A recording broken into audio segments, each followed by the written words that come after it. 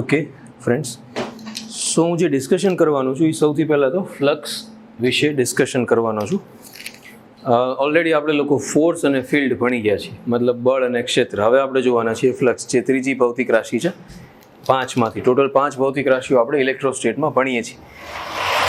અને 5 ભેગા થઈને જ આખું ઇલેક્ટ્રોસ્ટેટ બનાવે છે. It's like force, field, flux, potential ને કેપેસિટન્સ.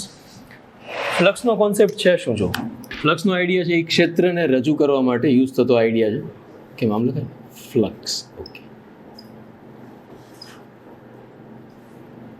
ધારો કે કોઈ એક સપાટી આપણને આપેલી હોય એ જેટલા ક્ષેત્રફળની, અને એમાંથી પાસ થતું વિદ્યુત ક્ષેત્ર છે એ છે ઈ.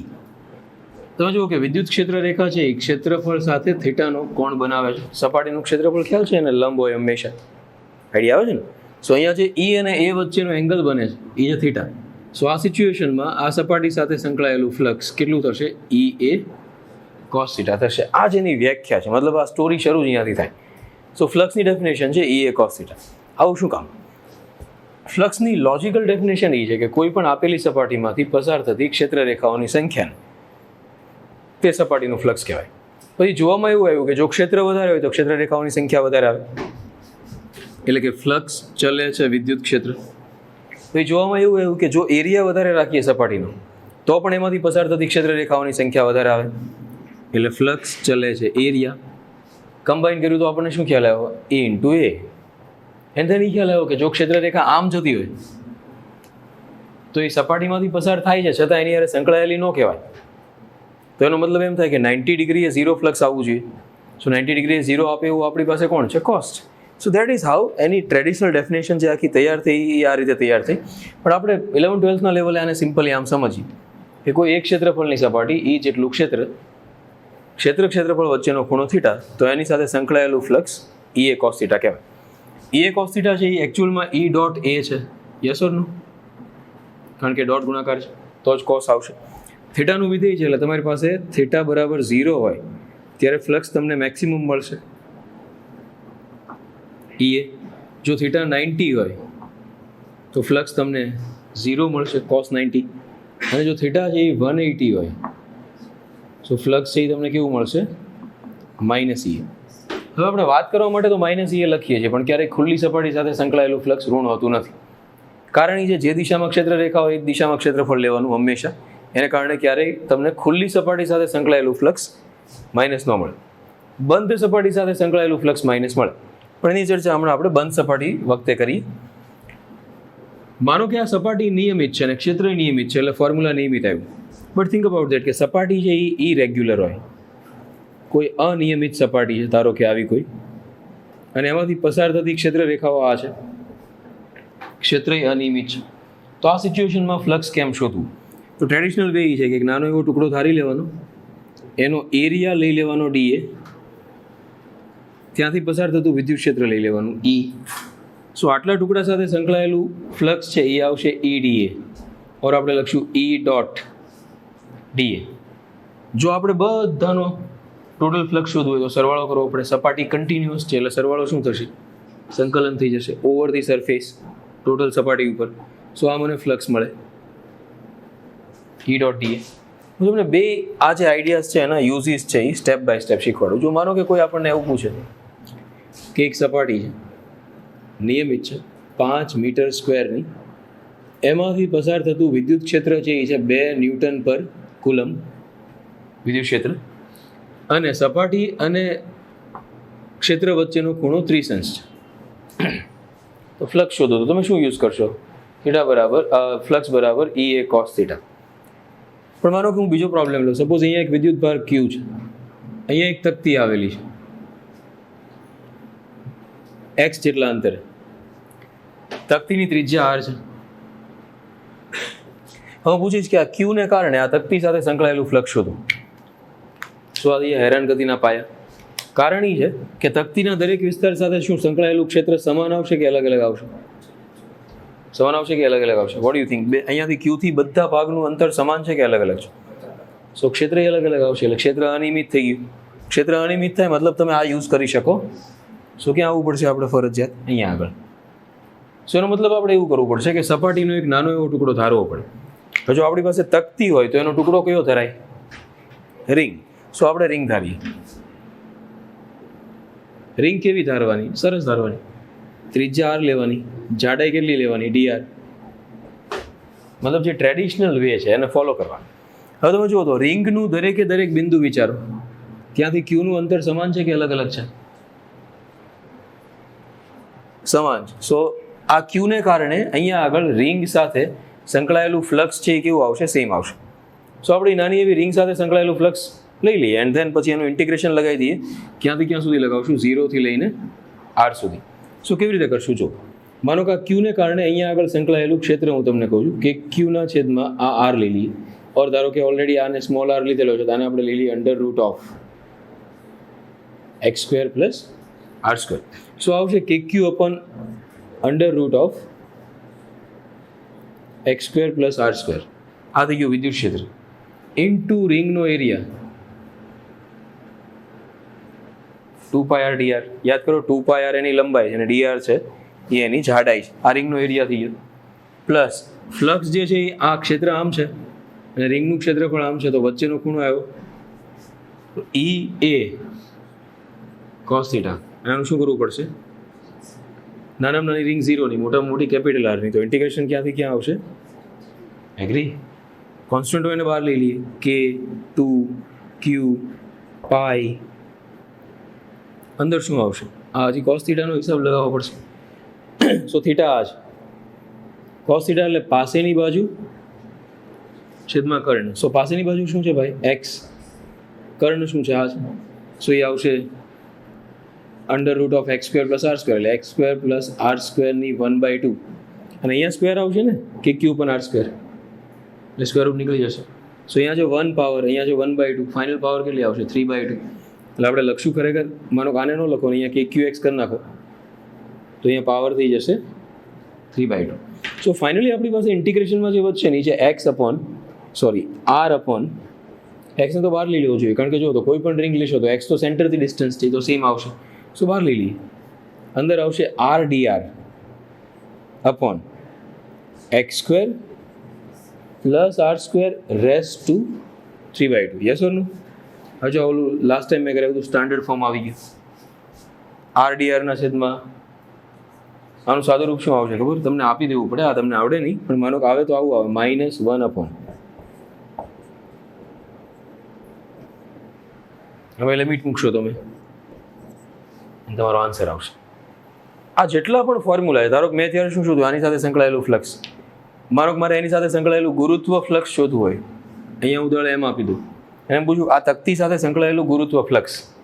સો આનો જ આઈડિયા રહેશે, ખાલી ક્યુની જગ્યાએ એમ થઈ જશે અને કેની જગ્યાએ જી થઈ જશે, બાકી બધું સેમ. શું આવું પૂછાય નીટમાં? નહીં. શું કામ આપણે કરી રહ્યા છીએ? ખાલી કોન્સેપ્ટ મગજમાં રહે કે શું કામ આ ઇન્ટિગ્રેશનની પ્રોસેસમાંથી વારે વારે પાસ થશો તો આઈડિયા મગજમાં સ્ટ્રોંગ થઈ જશે. બાકી આઈ ડોન્ટ થિંક કે ક્યારેય તે એ લોકો આ લેવલ સુધી જશે. એટલે ખાસ સમજવાનું બધું, પછી જ્યારે પેપરમાં ઇમ્પ્લિમેન્ટ કરવાનું આવે પ્રેપરેશનમાં, ત્યારે જેટલું જરૂરી છે એ જ આપણે જોવાનું. હવે ધારો કે તકતીની વાત પૂરી થઈ ગઈ હોય, આ ઓપન સરફેસ થઈ ગઈ, એટલે આપણે મેં બે ફોર્મ્યુલા કેવી રીતે યુઝ થાય સમજાવ્યું. એક EA cos θ, EDA. ફ્લક્સ શોધવાના બે રસ્તાઓ મેં કીધા. અને આ માત્ર કોના માટે લાગુ પડે? જ્યારે સપાટી ખુલ્લી હોય ત્યારે. બંધ સપાટી છે એના માટે ગાઉસનો નિયમ છે. ગાઉસના કહેવા પ્રમાણે કોઈ પણ બંધ સપાટી સાથે સંકળાયેલું ફ્લક્સ આટલું હોય છે. સિમ્પલ લોજિક, કોઈ પણ બંધ સપાટી સાથે સંકળાયેલું ફ્લક્સ આટલું હોય. અચ્છા, સિગ્મા ક્યુ શું છે? સિગ્મા ક્યુ છે એ બંધ સપાટીની અંદર ઘેરાતો વિદ્યુત ભાર છે. સો આઈ થિંક આનું લોજિક તમે પરફેક્ટલી સમજો છો કે કોઈ સપાટી બંધ છે, અંદર 2-3 વિદ્યુત ભાર આંટા મારે છે, એકાદો બાર છે. શું હું બોલું? ઘેરાતો વિદ્યુત ભાર. અત્યારે આપણે કોની ચર્ચા કરી રહ્યા છીએ? જે અંદરના બે છે એની. બહારનો ગણવાનો નથી. શું કામ બહારનો નથી ગણવાનો? રીઝન એ છે કે જ્યારે તમે કોઈ પણ બંધ સપાટી લ્યો, એની અંદર વિદ્યુત ભાર મૂકો, ધારો કે +Q, તમને ખ્યાલ છે ધન વિદ્યુત ભારની ક્ષેત્ર રેખાઓ બહાર આવશે આ રીતે. બહાર આવતું ફ્લક્સ છે ને ધન ગણવામાં આવે છે. તો ધારો આ વિદ્યુત ભારનું ફ્લક્સ છે φ1. હજુ આની જ અંદર તમે માઇનસ વિદ્યુત ભાર મૂકો તો એની ક્ષેત્ર રેખાઓ અંદર જશે. અચ્છા, આનું કારણ શું છે એ સમજવું હોય તો હું તમને કહું છું. કોઈ પણ બંધ સપાટી છે એનું ક્ષેત્રફળ હંમેશા બહાર આવે. કારણ શું છે? જો અંદરની જે ક્ષેત્રફળ સદિશ હોય છે સામસામે કેન્સલ થઈ જાય. જો તો અંદર હું ક્ષેત્રફળ દોરું આ સપાટીને તો બધા અંદરો અંદર કેન્સલ થઈ જાય. Yes or no? સો કોઈ પણ સપાટી પાસે તમે ક્ષેત્રફળનો સદિશ દોરો બંધ સપાટીનો તે હંમેશા બહાર જ આવે. સો જો ક્ષેત્રરેખા બહાર આવતી હોય અને ક્ષેત્રફળ બહાર હોય તો બે વચ્ચેનો ખૂણો કેટલો થઈ જાય? 0. cos 0 પ્લસ આવે કે માઇનસ આવે? cos 0 પ્લસ આવે કે માઇનસ આવે? +1 આવે કે -1 આવે?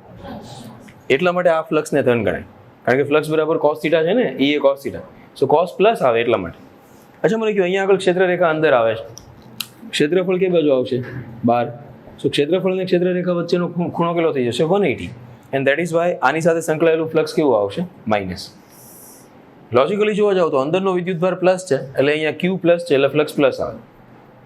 અંદરનો વિદ્યુતભાર માઇનસ છે એટલે અહીંયા ક્યુ માઇનસ આવશે તો ફ્લક્સ માઇનસ આવશે. આ દેશી હિસાબ. અઘરું બનાવવું હોય તો એઝ આઈ સેડ કે ક્ષેત્રફળ સદિશને ધ્યાનમાં લ્યો. કોઈ પૂછે કે બંધ સપાટીનો ક્ષેત્રફળ સદિશ બહાર કેમ લીધો તો આપણે સમજાવવાનું અંદરના ક્ષેત્રફળ સદિશો શું થાય? કેન્સલ આઉટ થઈ જાય સામસામે, જેને કારણે માત્ર બહાર જ મળે આપણને. નવ લિસન, આ ફ્લક્સ છે એ ધન છે, આ ઋણ છે. યાદ રાખજો, બહાર આવતું ફ્લક્સ પ્લસ, અંદર જતું માઇનસ. હવે ધારો કે બહાર એક વિદ્યુતભાર છે, એમાંથી ક્ષેત્રરેખા કાઢીએ આપણે. તો જુઓ તો આ સપાટીથી અંદર દાખલ થતું ફ્લક્સ કેવું હોય? માઇનસ. અહીંયાથી બહાર નીકળતું ફ્લક્સ કેવું હોય? તો જેટલું ફ્લક્સ દાખલ થાય એટલું જ તે બહાર નીકળી જાય, જેને કારણે બહારના વિદ્યુતભારનું કોઈ ફ્લક્સ બંધ સપાટી સાથે સંકળાય નહીં, કારણ કે જેટલું દાખલ થતું હોય એટલું જ બહાર નીકળી જતું હોય. પણ માનો કે કોઈ વિદ્યુતભાર અંદર આવેલો છે તો શું થાય? એની તો ક્ષેત્રરેખા બહાર જ નીકળે, અથવા માઇનસ હોય તો અંદર જ જાય. સો એને કારણે તમને પરિણામી ફ્લક્સ મળે. ફ્લક્સનો આઈડિયા ક્લિયર કરો મગજમાં, પહેલાં એકદમ ઘૂસાડ દેવાનો કે ફ્લક્સ છે શું? ક્ષેત્રરેખાઓનો જથ્થો છે જે અંદર કે બહાર આવી રહ્યો છે. કેવી રીતે નક્કી કરાય? સિગ્મા ક્યુ પણ એપ્સિલોન 0. સામે જે ફ્લક્સ છે એની જગ્યાએ આપણે બે વસ્તુ લખી શકીએ, એ cos θ, ઓર આપણે લખી શકીએ ઇન્ટિગ્રેશન EdA cos θ. ગાઉસના આઈડિયાની એપ્લિકેશનથી આપણે ઘણા બધા અલગ અલગ વિદ્યુતભાર વિતરણો હોય એના ક્ષેત્રો શોધી શકીએ. જો માનો હું તમને સિમ્પલ ક્વેશ્ચન કરું કે એક વિદ્યુતભાર છે Q, એનાથી R અંતરે અહીંયા આગળ વિદ્યુત ક્ષેત્ર કેટલું આવે? કેટલો આવે કયો તમે? KQ/R². અત્યાર સુધી આપણે ત્યાં સુધી આપણી પાસે ગાઉસનો નિયમ નહોતો. નલેટ છે કે ગાઉસથી કેવી રીતે આમાં ફરક પડે. સો ગાઉસે શું કીધું કે તમારે કોઈ પણ બિંદુ પાસે જ્યાં ક્ષેત્ર શોધવું હોય એમાંથી પસાર થતું એક બંધ પૃષ્ઠ દોરવાનું, ક્લોઝ સરફેસ. ક્લોઝ સરફેસ એવી હોવી જોઈએ કે તમારા વિદ્યુતભાર વિતરણથી સમાન અંતરે હોવી જોઈએ. સો તમારો વિદ્યુતભાર તો બિંદુવત છે, એનાથી સમાન અંતરે હોય એવી બંધ સપાટી કઈ મળે? બિંદુવત વિદ્યુતભારથી સમાન અંતરે બંધ સપાટી કઈ મળે? ગોળાકાર. સો આ તમારું ગાઉસિયન પૃષ્ઠ કહેવાય. બે જ શરત છે, એક બંધ સપાટી દોરવાની, નહીં બંધ સપાટી કેવી દોરવાની? જે વિદ્યુતભાર વિતરણથી સમાન અંતરે આવેલી હોય. તો સપાટી બંધ હોવી જોઈએ અને સમાન અંતરે હોવી જોઈએ, બે જ શરત. હવે શું કરવાનું? આ સપાટીમાંથી પસાર થતું ફ્લક્સ ગોતી કાઢવાનું. તો ફ્લક્સ એટલે શું થાય? E A, અને જે બાજુ E નીકળે છે એ જ બાજુ A છે, તો cos 0 તો 1 થઈ ગયો બરાબર. સિગ્મા ક્યુ એટલે ઘેરાતો વિદ્યુતભાર, એ કેટલો છે? Q/ε0. અચ્છા, એરિયાને નીચે લઈ જઈએ. સો E બરાબર એરિયા એટલે સપાટીનો ગાઉસિયન પૃષ્ઠનો એરિયા. સો ગાઉસિયન પૃષ્ઠ ગોળાકાર છે, R ત્રિજ્યાનું. સો એનો એરિયા કેટલો થાય? ε0. સો મને કહ્યું 1/4πε0 કે. સો આ થઈ ગયું E બરાબર KQ/R². આ થઈ ગયું એક વિદ્યુતભારનું વિદ્યુત ક્ષેત્ર, જે તમે એક્ઝેક્ટ ગાઉસના આઈડિયાથી લાવી શકો. એક વસ્તુ યાદ રાખો, ગાઉસનો આઈડિયા છે એ જ એક પાનું છે કે જે તમે અલગ અલગ જગ્યાએ બોલ્ટમાં લગાવી શકો. એને ગોખવાથી કોઈ ફાયદો નથી. આટલું તો કોઈ પણ યાદ રહી જશે Q/ε0, પણ એને એપ્લિકેશન કેવી રીતે કરવી, કયો બોલ્ટમાં એ લાગશે, that is what we need to understand. એટલે જ્યારે હું આ ભણાવતો હોય ત્યારે બાયોલોજીનું મગજ રાખીને નહીં બેઠવાનું, રેડી? આપણે સમજવાનું એમ કે આનો દાખલામાં કેવી રીતે યુઝ કરશું, તરત જ આ આઈડિયા ક્લિયર થવો જોઈએ. હવે ધારો કે આના જ વિદ્યુતભારને આપણે ખેંચીએ, સો વિદ્યુતભારનું રેખા વિતરણ થઈ જશે. આ એક પરિમાણ થયું, આ નો પરિમાણ, 0 ડાયમેન્શન, કારણ કે બિંદુ છે. સો માનો કે એવો એક વાયર લઈ લઈએ જે આખો વિદ્યુતભારનો બનેલો હોય અને બે સાઈડ ઇન્ફિનિટલી ફેલાયેલો હોય. સો ધારો કે આવા વાયરથી R અંતરે વિદ્યુત ક્ષેત્ર શોધવું છે. સો આ પોઈન્ટ પાસે તો આપણે શું કરશું? ગાઉસનો આઈડિયા માનશું. એ બિંદુમાંથી પસાર થતું હોય એવું એક બંધ પૃષ્ઠ દોરશું અને એ વિદ્યુતભાર વિતરણથી સમાન અંતરે હોવું જોઈએ. સો વિદ્યુતભાર વિતરણથી સમાન અંતરે તો શું આવશે? નળાકાર આવશે. પણ તાર જો અનંત લંબાઈનો હોય તો આપણે નળાકાર અનંત લંબાઈનો લાવવો જોઈએ. આપણને ખબર છે તાર અનંત લંબાઈના હોતા, નળાકાર નહીં લાવવાનો. સો આપણે પરિમિત લંબાઈનો લઈ લેવાનો, ચાલશે, કોઈ તકલીફ નથી. એલ પણ શરત એટલી છે કે આ જે અંતર છે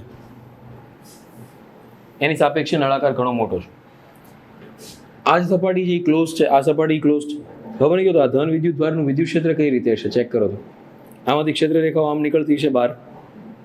પણ થાય કેવું, જો એકલો વિદ્યુત ભાર હોય ને તો બધી બાજુ ફૂલે ફાલે, કારણ કે વિદ્યુત ક્ષેત્ર તો 3 ડાયમેન્શન છે. સો બધી બાજુ ક્ષેત્ર રેખાઓ હોય. પણ માનો કે એની બાજુમાં બીજો ધન વિદ્યુત ભાર મૂકી દો તો સામસામેની ક્ષેત્ર રેખાઓ કેન્સલ થઈ જાય. આ બાજુ મૂકી દો તો આ કેન્સલ થઈ જાય. સો આગળ આગળ વધારતા જાઓ. સો પરિણામી વિદ્યુત ક્ષેત્ર તમને કઈ બાજુ મળશે? ફરતે મળશે ખાલી. એટલે ઓલો આપણે દાંતીઓ નથી ગોળ ગોળ આવતો માથામાં ઓળવાનો, એના જેવું ક્ષેત્ર મળશે આનાથી. રેડી? બિંદુવત વિદ્યુત ભાર હોય તો કેવું મળે? ઓલો મેજિક બોલ હોય છે સ્પાઇક્સ વાળો, એના જેવું મળે. પણ જો તમે લાઇનમાં વિદ્યુત ભારોને ગોઠવી દો તો ક્ષેત્ર થઈ જશે ઓલા દાંતિયા જેવું, કે જેમાં દાંતાઓ નીકળેલા હોય. સો અહીંયા જે ક્ષેત્ર રેખા મળશે એ આ બાજુ આવશે.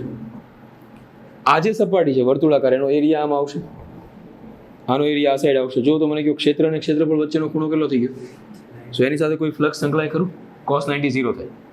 સો આપણી પાસે સપાટી એક જ વધી, વર્તુળાકાર. શું ફ્લક્સ બરાબર E એ નળાકારની વક્ર સપાટીનું ક્ષેત્રફળ શું થાય? 2πrl બરાબર ઘેરાતો વિદ્યુત ભાર. અચ્છા, આમાં કેટલો વિદ્યુત ભાર ઘેરાય? સો ધારો કે વિદ્યુત ભારની રેખીય ઘનતા છે લેમ્બડા અને લંબાઈ કેટલી છે? L. સો વિદ્યુત ભાર કેટલો ઘેરાય? Lambda L.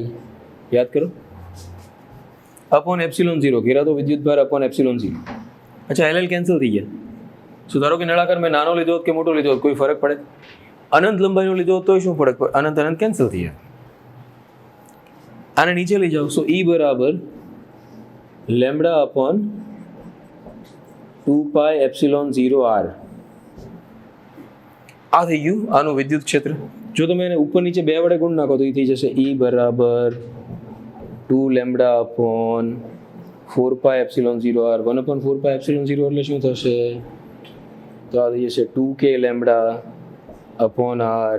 અહીંયા આગળ શું હતું? E ચલે છે 1/r², બિંદુવત વિદ્યુત ભાર. એટલે E અને r નો ગ્રાફ આપણને કેવો મળતો હતો?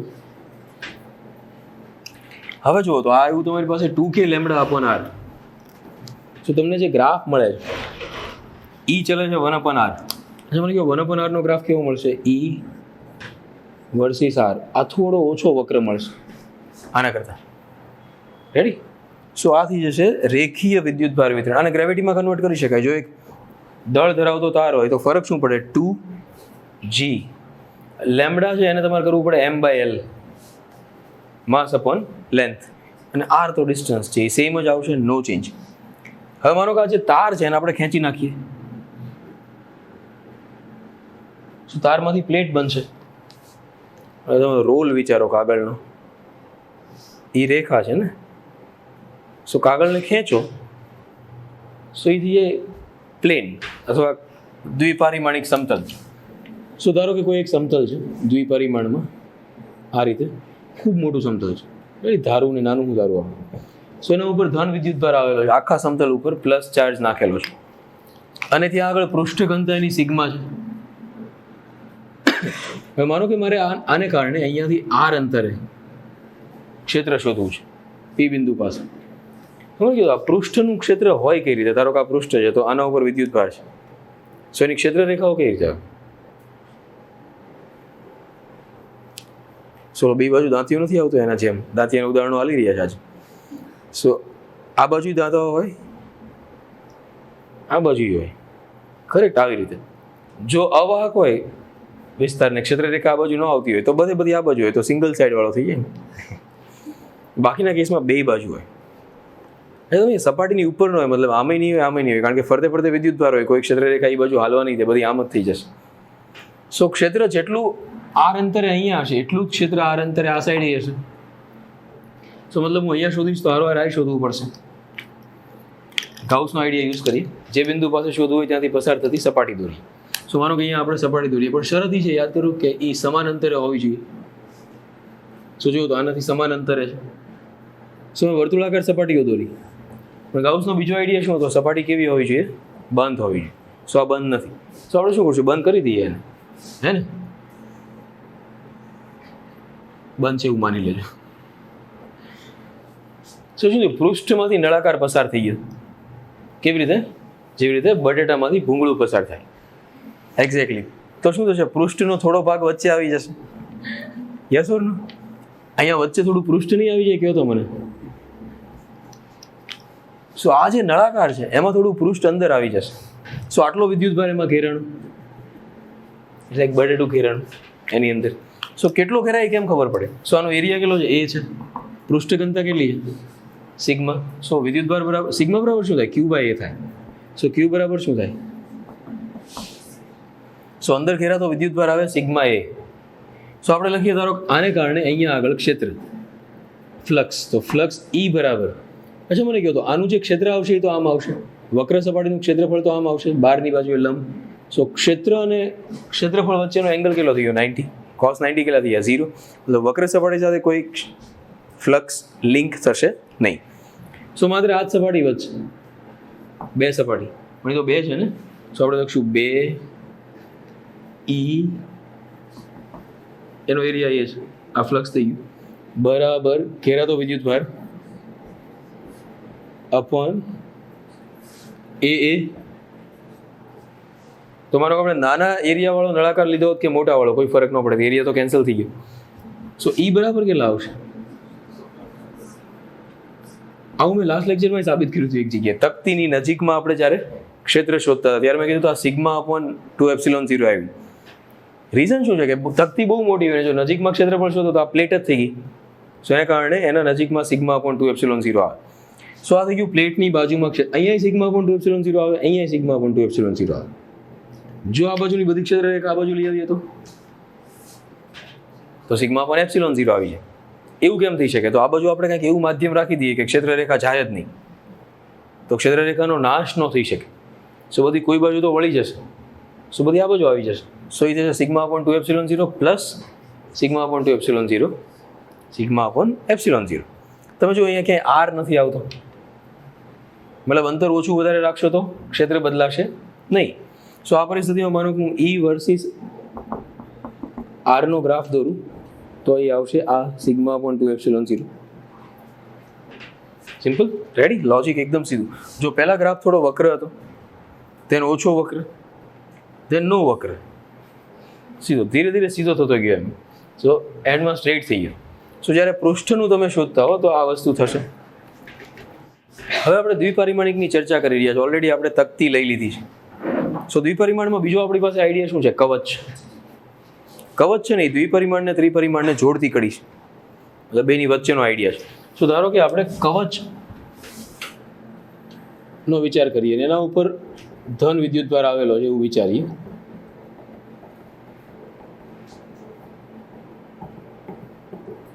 આ રીતે ડન. સો કવચ ઉપર આ રીતે ધન વિદ્યુતભાર છે એ ફેલાયેલો છે. તો માનો કે ત્રિજ્યા જે છે એ છે આર કવચની, એના ઉપરનો વિદ્યુતભાર છે એ ક્યુ છે.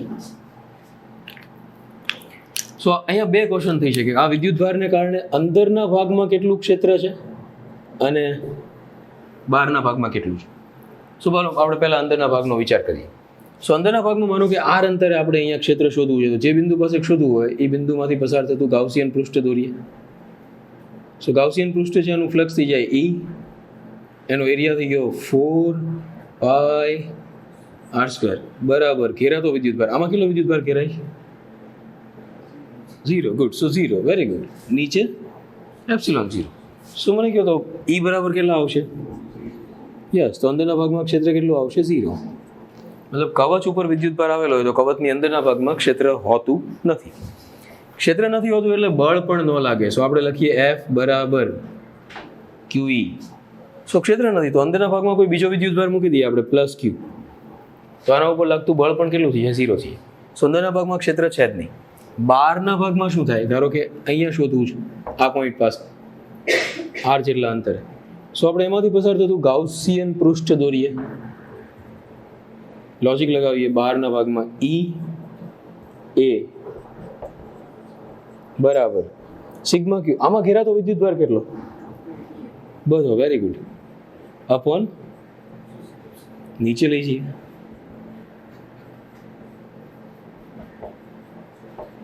1/4πε0 કેટલા થાય? આ તો જાણીતું આવ્યું એવું ન લાગ્યું? બિંદુવત વિદ્યુતભાર મતલબ જ્યારે બહારના ભાગમાં માપવામાં આવે છે તો એ કેવી રીતે વર્તે? જાણે કે બધો વિદ્યુતભાર ક્યાં આવેલો હોય, સેન્ટરમાં પોઈન્ટ લાઈક હોય એક જ જગ્યાએ. સો કવચની બહાર તમને કોઈ પૂછે તો તમારે સિમ્પલ લોજિક લગાવી દેવાનું ડાયરેક્ટ. આને અલગ રીતે લખી શકાય. જો અલગ રીતે શું કામ લખવું, આપણને ખ્યાલ હોય તો કામ લાગે. સો કેની જગ્યાએ 1/4πε0. અચ્છા, ક્યુ એટલે શું થાય? સિગ્મા ઇન્ટુ એ. હા કે ના? એ મેં કેપિટલ આર લીધું કારણ કે વિદ્યુતભાર કોના ઉપર આવેલો છે? કેપિટલ આર ઉપર. તો sigma into a divide by r square. So 4π cancel.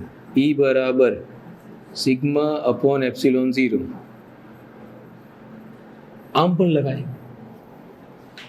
પૃષ્ઠઘનતા ઘણી વખત આપી હોય આપણને તો દાખલો આનાથી ઈઝી થઈ જાય આપણી પાસે. જો અંદરના ભાગમાં 0 છે, બહારના ભાગમાં ચલે છે 1/r². ગ્રાફ ધારો કે આપણે કવચના સેન્ટરથી ઉપાડીએ. સો સેન્ટરમાં કોઈ ક્ષેત્ર છે ખરું? ક્યાં સુધી નથી? Very good.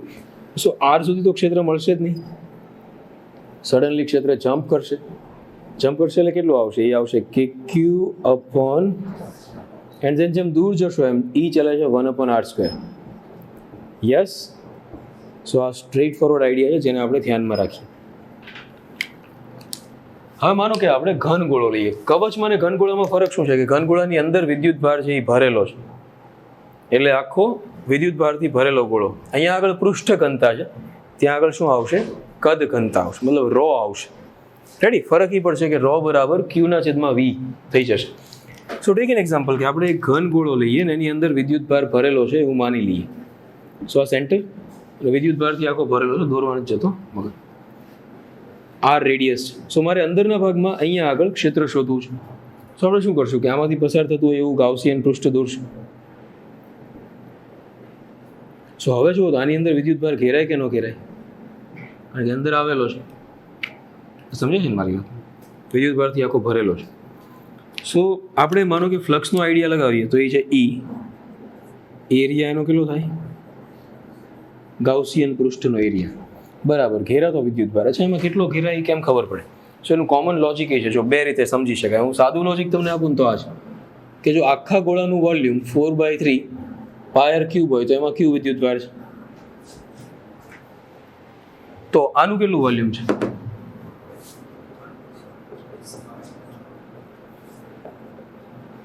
તો એમાં વિદ્યુત ભાર કેટલો આવે? કયો?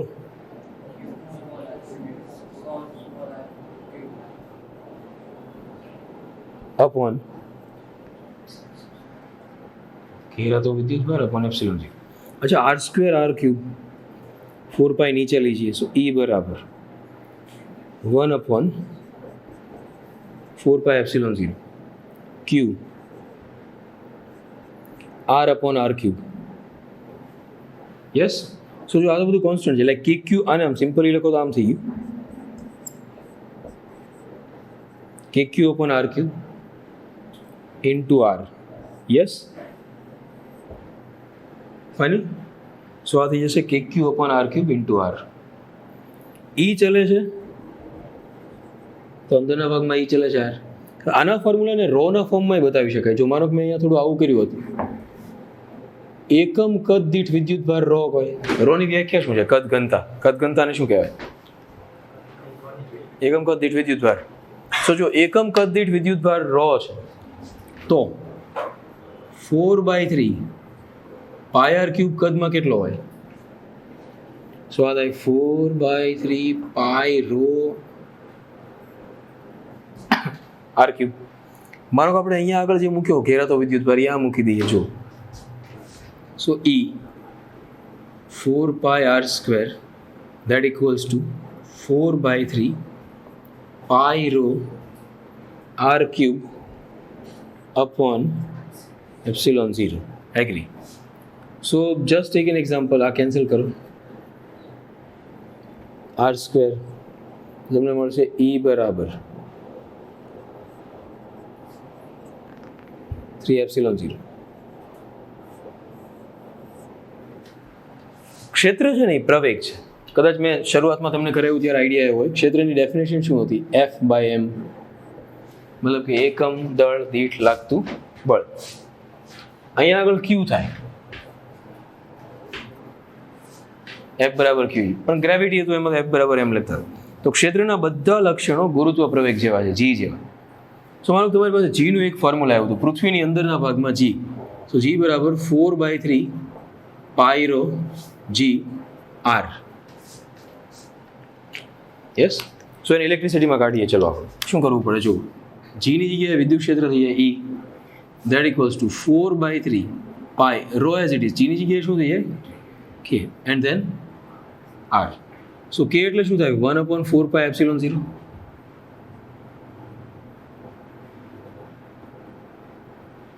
શું કરશું? 4π કેન્સલ. શું આવ્યું કહેવા મને? રોના છેદમાં 3ε0 ઇન્ટુ આર. કરેક્ટ.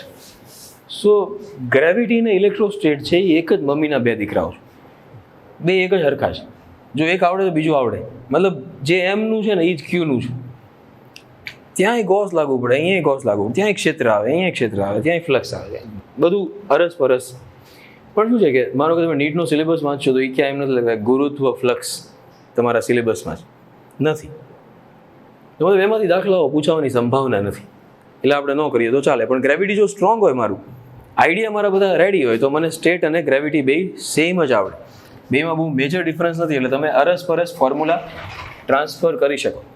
સો આ થઈ ગયું અંદરના ભાગમાં ક્ષેત્ર, અને બીજું ફોર્મ્યુલા આ છે અંદરના ભાગનું. રેડી? જો બે યાદ રાખજો, બહુ ઇઝી છે યાદ રાખવાની, ફટાફટ રહી જશે. નવથી બહારના ભાગમાં, ધારો કે ગોળાની બહારના ભાગમાં અહીંયા ક્ષેત્ર શોધવું છે. ગાઉસિયન પૃષ્ઠ, ધેન E A ઘેરાતો વિદ્યુત ભાર બધું અપોન 4πr² નીચે,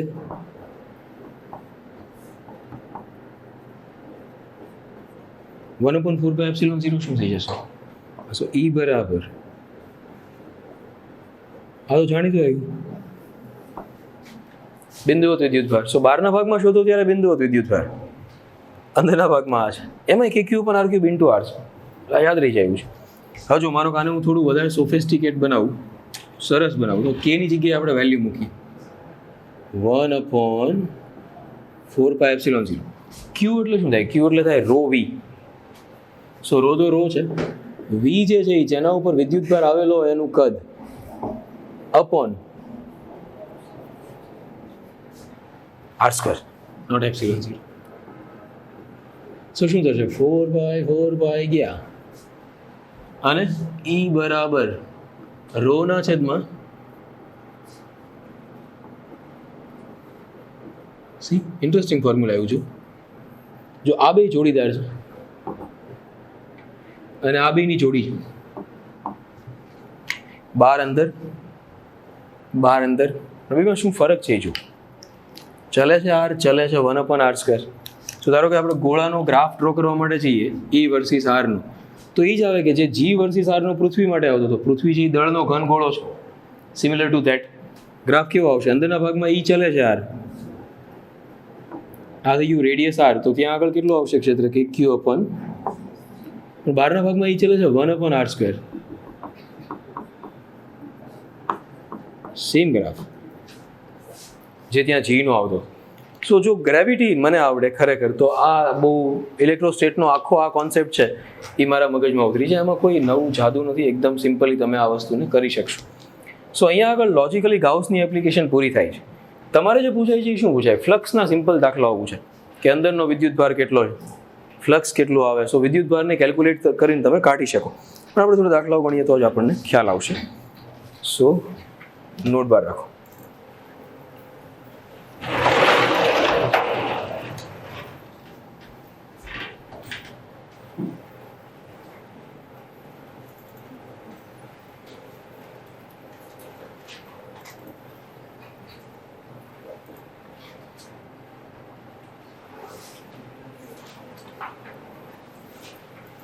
પહેલાં આપણે આમાં એક બે દાખલાઓ કંઈક કાલે બાકી હતા એને પહેલાં પતાવી દઈએ.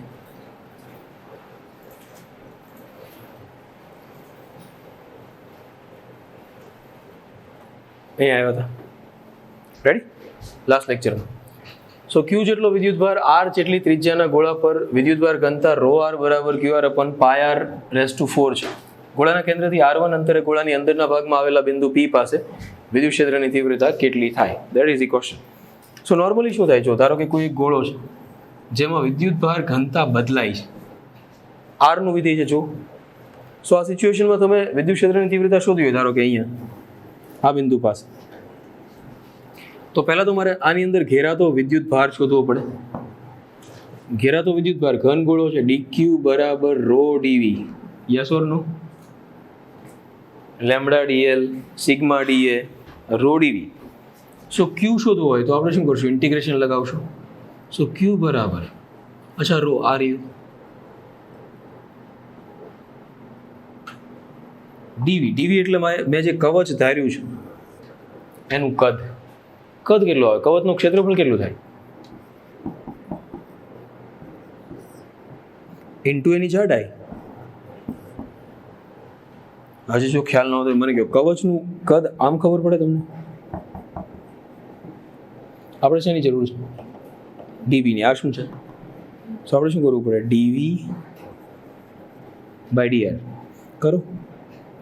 4/3 પાય આર ક્યુબનું શું થાય? 3 3. આપણે શું જોઈએ છીએ? ડીઆર ને સામે લઈ જાઓ. શું આવ્યું? રેડી? સો જે ડીવી આવશે એ આવશે 4 r સ્ક્વેર ડીઆર.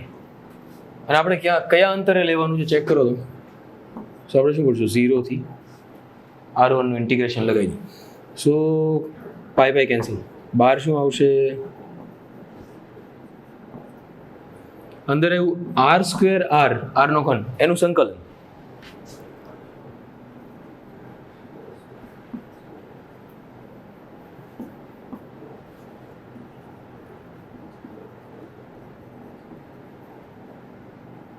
આવી ગયો ઘેરાતો વિદ્યુતભાર. ગાઉસ બોલો. ઓર સીધું કરી નાખો ને, ગાઉસ કરવાની શું જરૂર છે? ડાયરેક્ટ વિદ્યુતભાર તો મળી ગયો.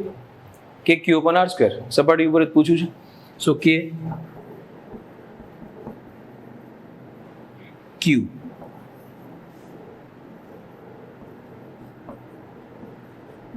આર સ્ક્વેર એટલે R1 જેટલા અંતરે છે. સો આ થઈ જશે સ્ક્વેર. આઈ થિંક થઈ ગયું.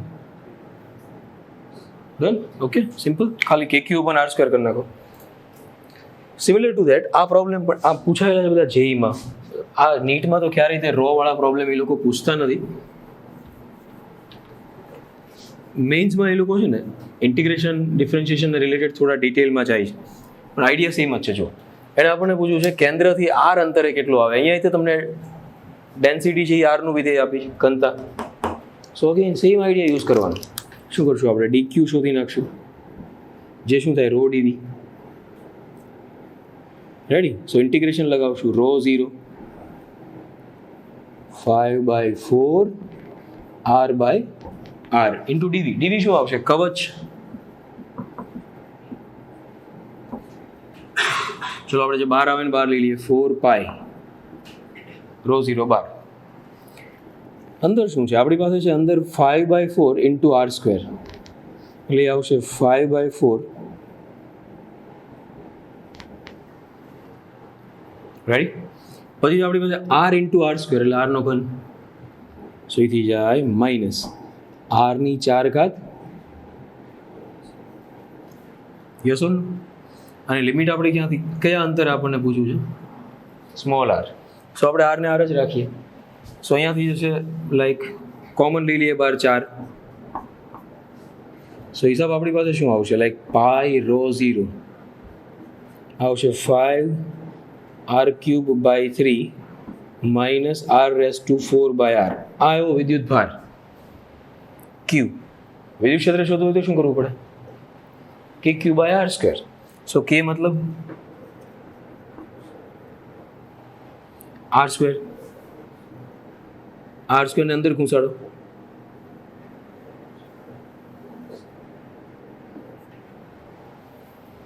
હવે જોવાનું, આ પાઈ પાઈને કેન્સલ કરો. આ બેમાંથી એક આર કોમન બહાર લઈ લ્યો. હવે જોવાનું શરૂ કરો. રેડી? સિમ્પલ. વિદ્યુત ભારિત તારને એ ત્રિજ્યાની અર્ધવર્તુળાકાર છે. આ આપણે કરેલો છે, તો ક્વેશ્ચન વાંચો એટલે ખ્યાલ આવે.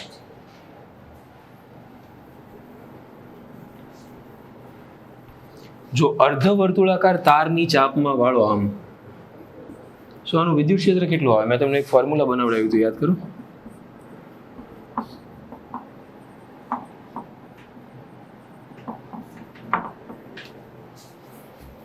ઓલું ચાપ વાળું આપણે તાર્યું હતું લાસ્ટ ટાઈમ, યાદ રાખવાનું છો. પૂછાશે તો આ યાદ હોવું જોઈએ. એક એમ દળનો બિંદુવત કણ છે એલ લંબાઈના દળ રહિત અવાહક સળિયાના એક છેડે જોડાયેલો છે. બીજા તેટલા જ દળના બિંદુવત કણ સળિયાના બીજા છેડે જોડાયેલો છે. બે કણો ક્યુ મતલબ પ્લસ ક્યુ ને માઇનસ ક્યુ એટલે શું છે? ડાયપોલ છે.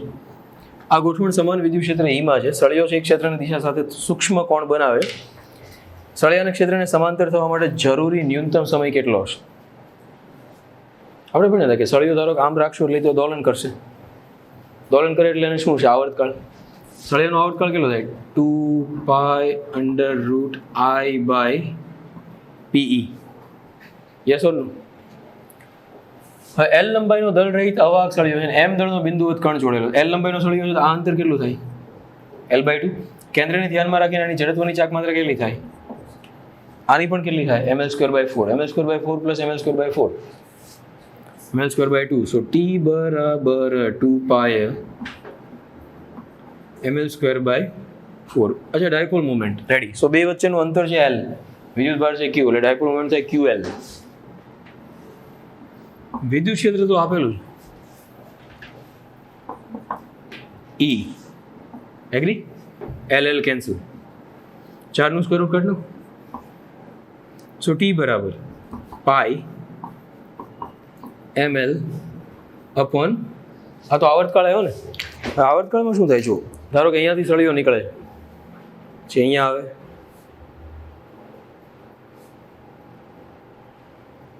આવર્તકાળ. સો મને કહો અહીંયાથી અહીંયા આવવામાં કેટલો ટાઈમ લાગે? ફરીને બતાવું છું. અહીંયા હતો,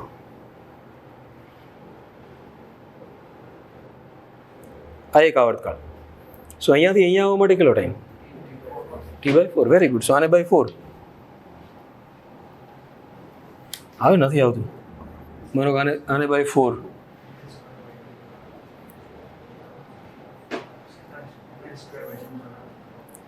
ml²/, હા યાર સાચી વાત છે તારી. સો એ 2 ને 2 રાખીએ આપણે, અહીંયા 2 આવશે. હવે આવી ગયો. Yes, perfect. આપણે કરેલો છે. જો તમે ક્વેશ્ચન ધ્યાનથી જુઓ, ગ્રેવિટીમાં કર્યો હતો અને અહીંયા કર્યો હતો. કોઈ એક સળિયો હોય એનાથી ડી જેટલા અંતરે ક્ષેત્ર કેટલું આવે? ભાઈ આપણે લોગ નેચરલ બ્લા બ્લા વેલ્યુ લીધી, ઇન્ટિગ્રેશન થાય અહીંયાથી જઈને અહીંયા સુધી, બરાબર. એના પછી 2007નો ક્વેશ્ચન છે. 3 વિદ્યુત ભારો +Q, -2Q, +Q ને અનુક્રમે આ 3 બિંદુ ઉપર મૂક્યા છે. આ નીટમાં એક આ બહુ ટ્રેડિશન છે. મતલબ પ્રશ્ન એટલો મોટો પૂછવાનો ને, કોઈ વાંચવાની આળસ ચડવી જોઈએ. કરેક્ટ. સો જે મોટો પ્રશ્ન હોય એને તો ખાસ વાંચવાનો, કારણ કે એનો જવાબ બહુ નાનો હોય છે. કરેક્ટ. સો ધ્યાનથી આખો ક્વેશ્ચન વાંચવાનો. શું કહેવા માંગે છે? એમ કહે છે કે +Q, -2Q, +Q ને અનુક્રમે x0 y a. ધારો કે તમે આમ વિચારો ને, તો જો +Q ને ક્યાં મૂકેલો છે? y બરાબર a. સો y બરાબર a અહીંયા આવે. પછી -2Q ને અહીંયા મૂકેલો છે 0 0 0. પછી એને મૂકેલો છે +Q, એ અહીંયા મૂકેલો છે એટલે a. જો અહીંયા 2 ડાયપોલ બની, ચેક કરો. ધારો કે -2Q ને આપણે આમ લખીએ, -Q. સો એક ડાયપોલ આમ બનશે, બીજી આમ બનશે. પરિણામી વચ્ચે આવશે, એ કેટલી આવશે? √2 ડાયપોલ મોમેન્ટ. ડાયપોલ મોમેન્ટ તો કેટલી છે? QA. Q અને વચ્ચેનું અંતર a. સો ડાયપોલ મોમેન્ટ આવશે QA, એટલે પરિણામી ડાયપોલ મોમેન્ટ કેટલી આવી? √2 QA. હવે એનો ઓપ્શન જોવાના શરૂ કરો. સો √2 QA છે તમારી પાસે, એટલે 3 ઓપ્શન છે. જો હવે એમ છે ક્યાંથી પસાર થશે? y દિશામાં આવશે? ના, આમ આવશે વચ્ચે. આ હજુ છે x એ y એ. જો 0 0 માંથી પાસ થશે અને a માંથી પાસ થશે, કારણ કે આ ડિસ્ટન્સ એ છે, આ એ છે. એ તમારો જવાબ આવશે એક્સ એ વાય એ અને 0 0 0 માંથી પાસ થશે. હવે જો આર ત્રિજ્યાવાળી પાતળી વાહક રિંગને ક્યુ વિદ્યુતભાર આપેલ છે. રિંગના એ કે બી ભાગ પરના વિદ્યુતભારને લીધે રિંગના કેન્દ્ર ઓ પર વિદ્યુત ક્ષેત્ર ઈ છે. રિંગના એસીડીબી ભાગને કારણે ક્ષેત્ર કઈ બાજુ આવે? સો આપણને ખ્યાલ છે આ જે ભાગ છે એને કારણે અહીંયા આગળ ક્ષેત્ર ઈ છે. આ તો સામસામે કેન્સલ થઈ જશે. સો આનું ક્ષેત્ર કઈ બાજુ હશે? આમ હશે. સો એ ઈ જશે પણ એની ડાયરેક્શન કઈ હશે? Okay, very good. 2 × 10⁵ ન્યૂટન પર કુલમ વિદ્યુત ક્ષેત્ર છે. આ બહુ અઘરો ક્વેશ્ચન પૂછાયેલો ત્યારે. ડાયપોલ છે 30ના ખૂણે અરેન્જ કરેલો છે. ટોર્ક એના ઉપર આટલું લાગે છે, ડાયપોલની લંબાઈ આટલી છે. સો વિદ્યુતભાર શોધો. તમને ખ્યાલ છે ટોર્કનું ફોર્મ્યુલા શું છે? P sine theta. Yes or no? So આના ઉપરથી પહેલા પી મળી જાય. પછી ડાયપોલ મુવમેન્ટની ફોર્મ્યુલા શું છે? 2aq. સો 2a આપી છે તો શું મળશે? q. સો એ શોધવાનું. કરેક્ટ. મતલબ એકદમ સ્ટ્રેટ ફોરવર્ડ ક્વેશ્ચન છે. સો આ હતું ક્ષેત્ર અને વગેરે વગેરે. ફ્લક્સ ઉપર આવીએ.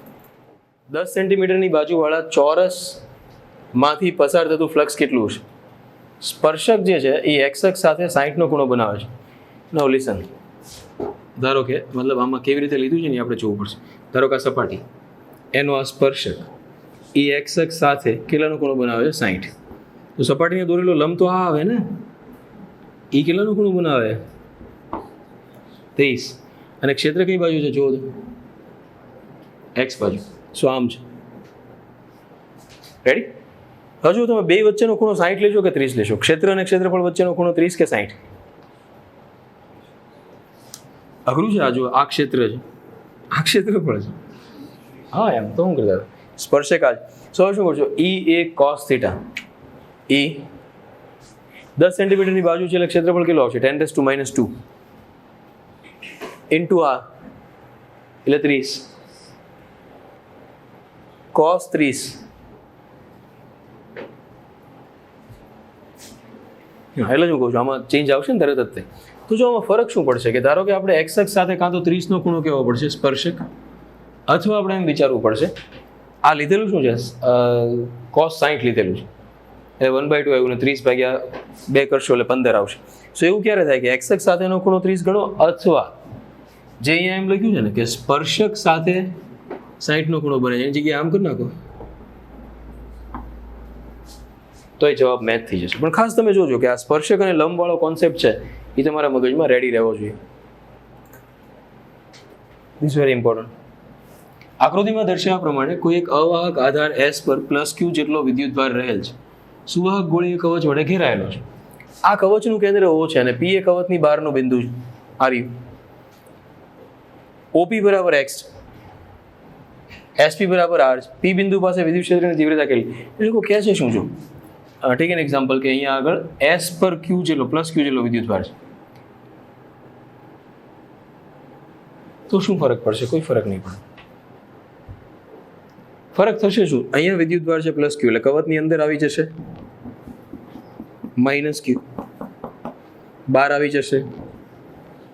સો અલ્ટિમેટલી પરિણામી વિદ્યુતભાર કેટલો છે? +q, જે આ છે. રેડી? સો હંમેશા કવચની અંદરનો વિદ્યુતભાર હોય એનું ક્ષેત્ર તો ગણવાનું તમારે ક્યાંથી રહે ને? સેન્ટરથી. સો હા, જો આ તમારા મગજમાં રેડી થવું જોઈએ કે વિદ્યુતભાર અહીંયા આવેલો છે તો P બિંદુનું અંતર અહીંયાથી કેટલું? સો આપણને એમ થાય કે આ આવવું જોઈએ કે Q/r². શું કામ એવું નહીં આવે? કારણ કે વિદ્યુતભાર આવેલો છે કવચની અંદર આવેલો છે તો શું ફરક પડશે કે જે રીતે મેં કીધું કે અંદરના ભાગમાં નેગેટિવ ચાર્જ આવી જશે, બહારના ભાગમાં આવી જશે પોઝિટિવ ચાર્જ. સો ઓવરઓલ કવચનો જે વિદ્યુતભાર છે એ અહીંયા આગળ ફોર્સ લગાવતો હશે, ક્ષેત્ર લગાવતો હશે. સો જ્યારે ડિસ્ટન્સ તમે લેશો ત્યારે ફરક ખાલી શું પડી જશે? r² ની જગ્યાએ x², જે કવચના સેન્ટરથી ડિસ્ટન્સ છે.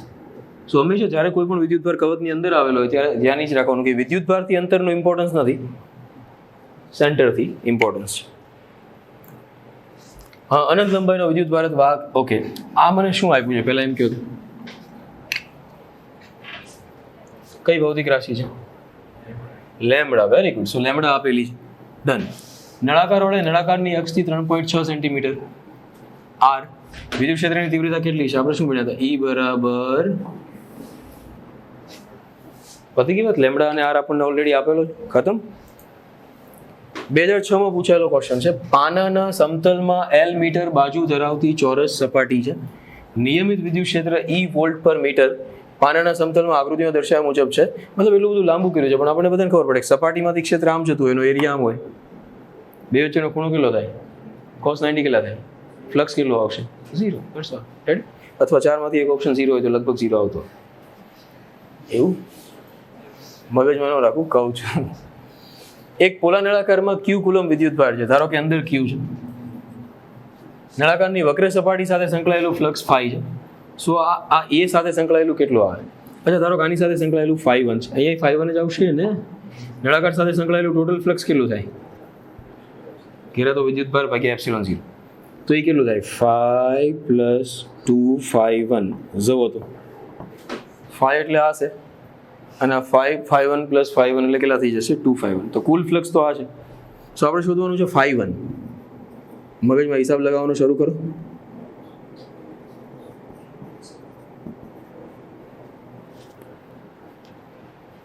એટલે φ1 મળશે આપણને. આ બહુ અઘરો દાખલો છે. મતલબ ઓલોનો દાખલો મેં શું કર્યું કે જે આમ જાતી હતી એને આમ કરી નાખી. પછી તો અહીંયા થીટા જાઓ, ધ્યાન રાખજો, ફ્લક્સમાં થીટાનું મહત્વ છે. પણ થીટાનું મહત્વ કે બાજુમાં થોડું છે. જો ધારો કે એમ આપો કે આમ સપાટી ક્ષેત્ર આમ છે, સપાટી આ છે. જો બતાવું છું અહીંયા થીટા છે. પહેલાં નહોતો થીટા, જો ઓલા એક દાખલામાં નહોતો, આમ હતું. નહીં, હવે થીટા છે. હે ને? બરાબર. તારું ક્ષેત્રફળ તો આમ આવશે બહાર. તો બે વચ્ચેનો એંગલ કેટલો બનશે? 90. cos 90 કેટલા આવશે? And again the answer will be 0. Correct. ગોળાકાર ગાઉસિયન સપાટી વડે ઘેરાતો વિદ્યુતભાર Q છે. Okay, so tech an example. ગોળાકાર ગાઉસિયન સપાટી ઘેરાતો વિદ્યુતભાર Q છે. સપાટીની ત્રિજ્યા બમણી કરી નાખો, ડબલ. તો બહાર નીકળતું ફ્લક્સ કેટલું થાય? ફ્લક્સ એ ત્રિજ્યા ઉપર આધાર રાખે છે. ફ્લક્સનું ફોર્મ્યુલા શું છે? શું એટલું છે, કોઈ ફરક નહીં પડે. એ બાજુવાળા ઘનના કોઈ એક શિરોબિંદુ પર બિંદુવત વિદ્યુતભાર Q હોય તો એમાંથી પસાર થતું ફ્લક્સ કેટલું? આમાં ઘણા બધા લોકો ગોટે ચડતા હોય છે.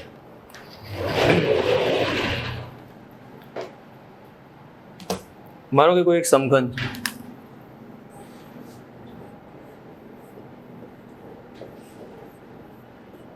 આપણે એના સેન્ટરમાં વિદ્યુતભાર મૂકીએ Q, તો સમગ્ર સમઘન સાથે સંકળાતું ફ્લક્સ છે એ આવશે Q/ε0. સમઘનને બાજુ કેટલી હોય? 6. 5 રાખીએ, 6 રાખીએ. આ સમઘન છે ઓર લંબઘન છે, અને બાજુ કેટલી હોય? 6. સામાન્ય રીતે 6 હોય. સો દરેક બાજુ સાથે સંકળાતું ફ્લક્સ આપણે કાઢીએ તો કેટલું થાય? Q/6ε0.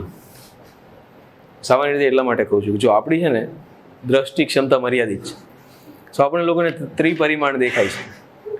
એની કોઈ એલિયન હોય તો એને મે બી આઈ ડોન્ટ નો વધારે દેખાતા હોય. ધારો કે જો બિંદુ પછી રેખા 1 પરિમાણ, દેન સમતલ 2 પરિમાણ, સમઘન 3 પરિમાણ, તો 4 પરિમાણ હોવા જોઈએ. આપણે નથી દેખાતા. સો કોઈને દેખાતા હોય તો આપણે નાની પાડી શકીએ, પણ સમઘનને 6 સાઈડ હોય એટલી આપણને ખ્યાલ છે. સો આ સમઘનને 6 સાઈડ, એની અંદર વિદ્યુતભાર છે Q. સો Q/ε0, Q/6ε0 દરેક પૃષ્ઠમાંથી પસાર થતું ફ્લક્સ.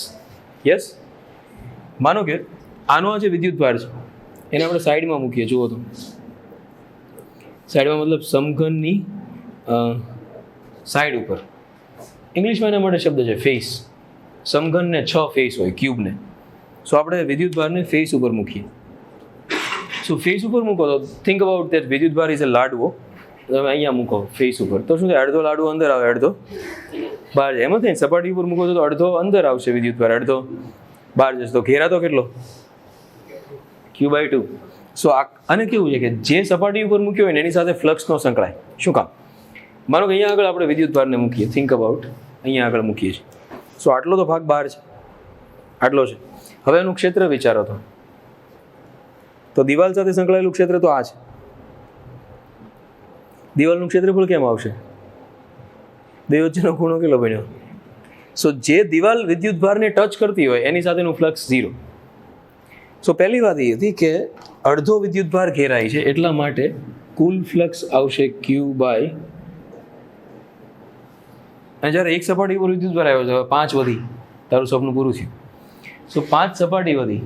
સો હવે દરેક સપાટી સાથે સંકળાયેલું ફ્લક્સ છે એ આવશે Q/10 એપ્સિલોન 0, કારણ કે એક સપાટી નહીં ગણાવો, કારણ એના ઉપર વિદ્યુત ભાર આવેલો છે. પછી માનો કે આપણે આ જ વિદ્યુત ભાર છે એને એચ ઉપર મૂકીએ. એચને ગુજરાતીમાં કહેવાય છે ધાર. યુ નો ધાર ક્યાં છે? આ રીજો. સો અહીંયા મૂકીએ આપણે. શું મને કે હવે કેટલો વિદ્યુત ભાર અંદર ઘેરાશે? Q/4 exactly. ઘણા લોકોને આઈડિયા નહોતો ને, તો માનો કે અહીંયા આગળ શું છે, અહીંયા લાડવો મૂકો તો આખા લાડવાને ઘેરવો શું કરવો પડે? હજી એક બોક્સ મૂકવું પડે ને. સો એક બોક્સમાં કેટલો આવશે? Q/2. આ વિદ્યુત ભારને ઘેરવા હોય તો શું કરવું પડે? બાજુમાં બોક્સ મૂકો તો આખો ઘેરાઈ જાય, ઉપર બે મૂકવા પડે. સો એકમાં ઘેરા તો કેટલો આવે? Q/4. સો ટોટલ ફ્લક્સ આવશે Q/4 એપ્સિલોન 0. હવે મને કીધું કેટલી બાજુ લઉં? 4, કારણ કે બેના તો ટચમાં છે, બેને તો સ્પર્શે જ, 4 બાજુ લેવાની. સો હવે દરેક બાજુ સાથે સંકળાયેલું ફ્લક્સ આવશે Q/16 કુલ ભાગ્યા 4. હા, માનો કે આપણે એને શિરોબિંદુ ઉપર મૂકીએ, વર્ટેક્સ ઉપર. હવે કેટલો ઘેરાય છે? Q/8, 8મો ભાગ, કારણ કે તમારે જો કમ્પ્લીટ ઘેરવો હોય તો 8. સો ફ્લક્સ જે કવર થશે એ આવશે Q/8 એપ્સિલોન 0. હવે કે વિદ્યુત ભારને કેટલી બાજુઓ સ્પર્શે છે? 3. સો બાકી કેટલી વધી? 3. ખૂણા ઉપર હોય તો 3 સ્પર્શે, ખ્યાલ આવે ને? સો 3 સ્પર્શે, 3 બાકી વધે. સો બાકી દરેક બાજુ સાથે સંકળાયેલું ફ્લક્સ આવશે Q/8 તેરી 24. સો આ હિસાબ છે. પોકેટ બુકમાં આપેલો છે. પોકેટ બુક નથી તમારી પાસે? ઓકે, મટીરિયલમાં આપેલો છે. પોકેટ બુક છેલ્લે જોશું, પણ મટીરિયલમાં ઓલરેડી આ આપેલું છે. આખો ટોપિક જ આપ્યો છે, અને અલગ અલગ બિંદુ પાસે તમે મૂકો વિદ્યુત ભાર તો શું પરિસ્થિતિ થાય એ મેં સમજાવેલું છે. સો એના ઉપરથી નીટ વાળો તો શું છે, એ લોકો છે ને બહુ જાજુ અઘરું નથી પૂછતા. નહીં હાલે ને. મોટા ભાગે આપણા ઘરે રિમોટ નીચેના ઢાંકણા હોતા જ નથી. કાં તો કોઈ કાઢી નાખેલું હોય, અથવા તો પકડો નીકળી જતું હોય, ટેપ મારેલી હોય. સો આ પરિસ્થિતિ બધી જગ્યાની છે. સો આ ક્વેશ્ચન છે, જુઓ, ચેક કરો. 2012 Q/8 એપ્સિલોન 0. કોઈક વિસ્તારમાં વિદ્યુત ક્ષેત્ર ત્રિજ્યાવર્તી બહારની દિશામાં છે. વિદ્યુત ભાર ધરાવતો એક એ ત્રિજ્યાનો ગોળો જેનું કેન્દ્ર યામ પદ્ધતિના ઉગમ બિંદુ પર આવેલો હોય, સો તેનો વિદ્યુત ભાર નીચેનામાંથી કયા સૂત્ર વડે આપી શકાય? અચ્છા, ફ્લક્સનો કોન્સેપ્ટ છે. નોર્મલી શું થાય? ફ્લક્સ બરાબર EA. તો શું કરશો? એને કીધું ત્રિજ્યાવર્તી બહારની દિશામાં છે વિદ્યુત ક્ષેત્ર, એટલે આમ આખું, કારણ કે વિદ્યુત ક્ષેત્ર અનિયમિત છે, જો આર પ્રમાણે બદલાય છે. સો લોજિકલી આપણે આ લેવું પડે. એટલે આપણે કરવું પડે આ કે E જે છે એ છે AR, અને DA એટલે જે તમે ઓલો ગોળો વિચાર્યો હોય એનું ક્ષેત્રફળ. કરેક્ટ. મને એવું લાગે છે કે તમે સિમ્પલી લઈ લેશો ને તોય થઈ જશે. રીઝન એ છે કે તમે આખા કવચમાંથી બહાર જતું ક્ષેત્ર ગણી રહ્યા છો. સો કવચ તો નિયમિત શેપ થઈ જશે. તમે ડાયરેક્ટ લઈ લો કે ધારો કે E જે છે એ છે AR, અને એરિયા જે આવશે આનો એ કેટલો આવશે? 4πr². અચ્છા, એ ત્રિજ્યાનો ગોળો છે તો તમારે આર ની જગ્યાએ લેવું પડશે એ અંતરે છે, અને આઈ થઈ જશે A, આ થશે Q. ક્યુને કરતા બનાવો, ઓપ્શન જોવાના શરૂ કરો. I² આવશે. સો 4πA³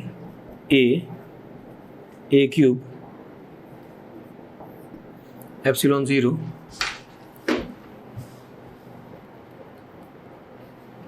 A³ આવશે. રીઝન શું છે ખબર? જો A² કરશો ને તો ફ્લક્સના પરિમાણ જ નહીં આવે. ખ્યાલ આવે છે મારી વાત? હા, A² રાખશો તો ફ્લક્સ જ નહીં આવે. એ તો એ શું આવશે કે ફ્લક્સ ઇન્ટુ એક એવું કંઈક આવશે, કે A³ આવશે. તમને મટીરિયલ આપું છું, તમારા મટીરિયલમાં ચેક કરો 2015માં કે આ આન્સર એનો કાંઈ ચેન્જ કરેલો છે કે એમના છે, અથવા ન કરેલો હોય તો કરો. પ્રોબ્લેમ આપેલો છે ખરા? ચેક કરો. હા, તો શું આપેલું છે? 4π અહીંયા ક્યુબ જ છે ને? હા, બસ તો રેડી, પરફેક્ટ. શું આવશે? ક્યુબ.